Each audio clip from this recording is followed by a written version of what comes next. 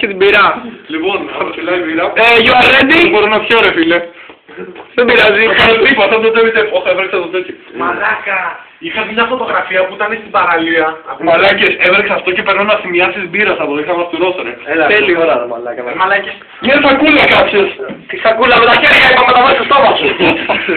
Και έτσι να φέρεις σακουλίτσα ρε. Έλα, φέρεις σακουλίτσα. Πάρε σακουλίτσα, αγάπη μου.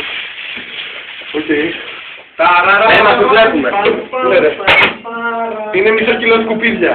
Ωραία φίλε, ντάματζ έτσι. Το ζυγίσαμε. Έχει πολλά που το χαλβά, βλέπετε όλοι. Με ψωλόκιμα του Μπίλο. Βασίλη, που έχεις το πρωί. Πες να τα έχεις αμέσα κατευθείαν. Εντάξει, μάλλον. Το καλάθι. Όχι, ρε πάλι. Αν και προχτές έχεις λίγο την κουρτίνα, ρε. Έχετε από το σχήμα του Βασίλη. Αν και προχτές έχεις λίγο την κουρτίνα, ρε. Sorry. Κοιτάξτε. Οκ.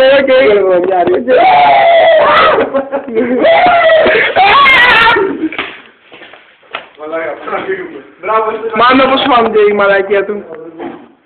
Μάνο, κάνε μας μια δήλωση.